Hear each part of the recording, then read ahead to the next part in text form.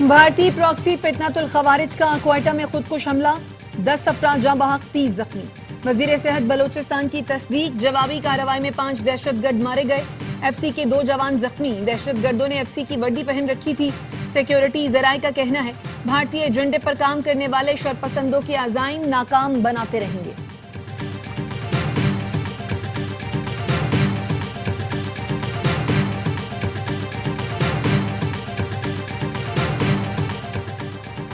صدر آصف علی زرداری، وزیر اعظم شہباز شریف، وزیر داخلہ محسن نقوی اور وزیر اعلیٰ بلوچستان کی جانب سے خودکش حملے کی مذمت، سیکیورٹی فورسز کو خراج تحسین۔ صدر آصف علی زرداری نے کہا بھارت نواز شرپسند عناصر کے عزائم کو ناکام بناتے رہیں گے۔ وزیر اعظم نے کہا ملکی سالمیت کو نقصان پہنچانے کی کوشش کرنے والوں کو عبرتناک سزا دیں گے۔ محسن نقوی نے کہا ایف سی کے بہادر جوانوں پر ناز ہے۔ سرفراز بگٹی کا کہنا تھا ملک کے خلاف منظم سازش کی جا رہی ہے، مل کر پاکستان کے خلاف پروپیگنڈا ناکام کرنا ہے۔ دہشت گرد بزدلانہ کارروائیوں سے قوم کا حوصلہ پست نہیں کر سکتے۔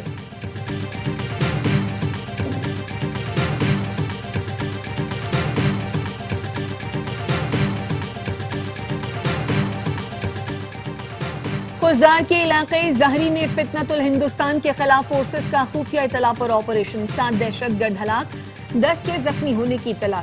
سیکیورٹی ذرائع کے مطابق زہری کے پہاڑوں میں فتنۃ الہندوستان کی موجودگی اور نقل و حرکت کی اطلاع تھی۔ بڑھتی دہشت گردی کے پیش نظر فورسز نے آپریشن کا آغاز کر دیا۔ ہلاک دہشت گردوں سے آئی ای ڈیز، ٹرانسمیٹرز، امریکی ساختہ خودکار ہتھیار برآمد ہوئے۔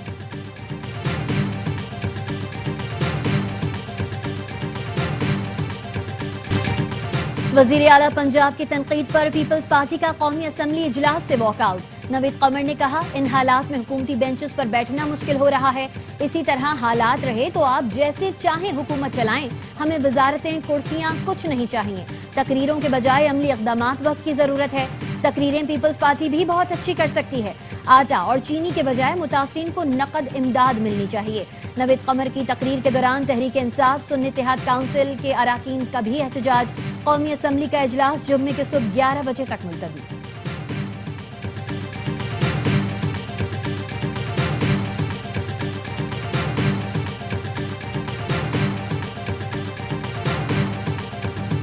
نون لیگ کی ایک طرف معذرت، دوسری طرف پھر تنقید۔ قومی اسمبلی میں اعظم نذیر تارڑ نے دل آزاری پر معذرت کی۔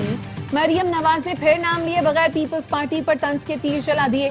کہا پنجاب میں تاریخ کا بدترین سیلاب آیا، افسوس دوسرے صوبوں نے پنجاب کی تکلیف پر پریس کانفرنسز کر کے سیاست کی۔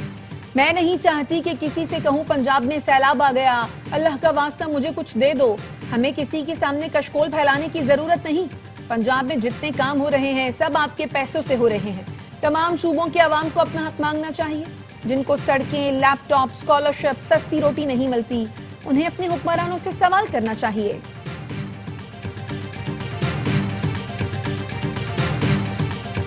وزیر اعلیٰ پنجاب کا کل کا بیان بہت افسوسناک ہے۔ پانی سب کا ہے، مریم نواز ایسے بات کریں گی تو پیپلز پارٹی نہیں رک سکے گی۔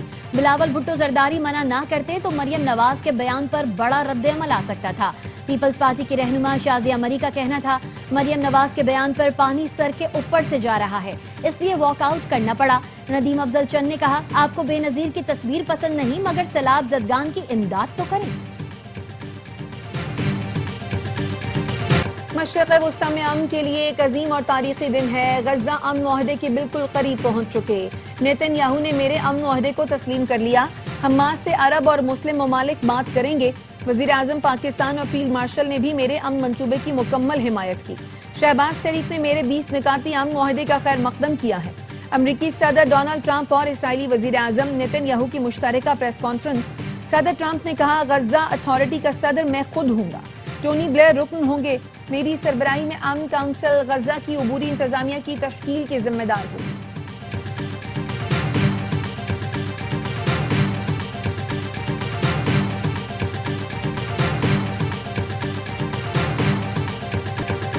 صدر ٹرمپ کے 20 نکاتی منصوبے کے اہم نکات سامنے آ گئے۔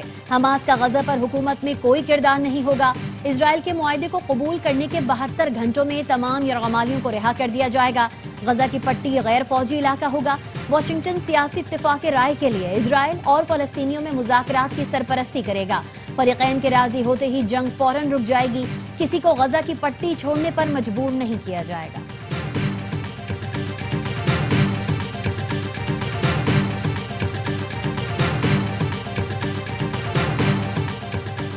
شدید گرمی کے بعد کراچی کے مختلف علاقوں میں بارش. ایم اے جناح روڈ، گلشن اقبال، حسن اسکوائر، جیل چورنگی، شاہراہ قائدین، صدر کشمیر روڈ پر ہلکی بارش. بلدیہ ٹاؤن شیر شاہ میں بھی کہیں کہیں ہلکی بارش.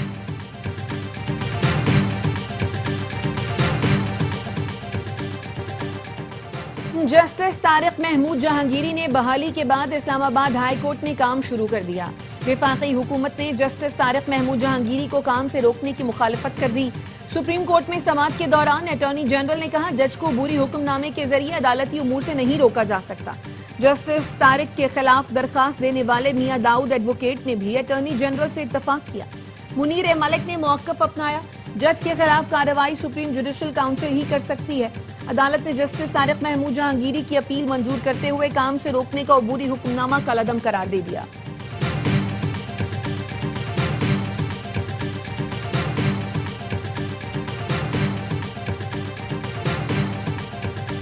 مصرین کے لیے 389 ارب روپے کے ریلیف پیکج کی تیاری مکمل.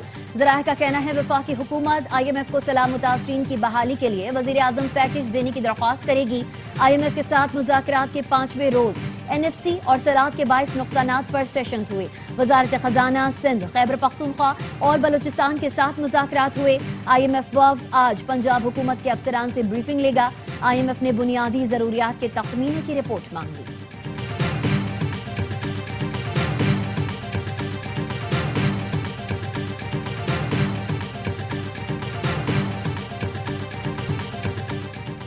دستاویزات میں رد و بدل اور بچوں کی بیرون ملک منتقلی کا کیس. وفاقی اینٹی کرپشن کورٹ نے سالم بڑھنی کی درخواست ضمانت مسترد کر دی. سالم بڑھنی کی درخواست ضمانت جوڈیشل میجسٹریٹ اور ہائی کورٹ سے بھی مسترد ہو چکی. 1.5 ماہ پہلے مقدمہ وفاقی اینٹی کرپشن عدالت میں منتقل کیا گیا تھا. ملزم سالم بڑھنی گزشتہ 1 سال سے جیل میں ہے.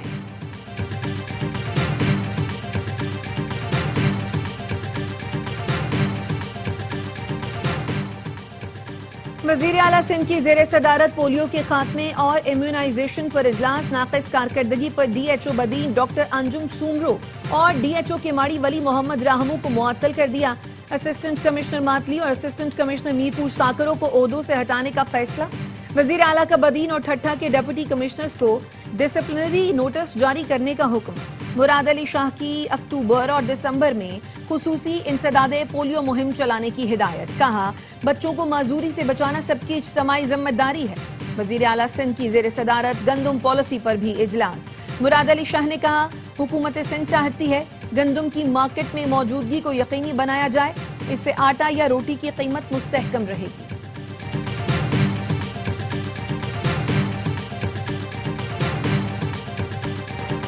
پاکستان اسٹاک مارکیٹ میں ہفتے کے دوسرے روز بھی مثبت رجحان رہا. 100 انڈیکس نے پہلی بار 1,66,000 کی سطح عبور کی.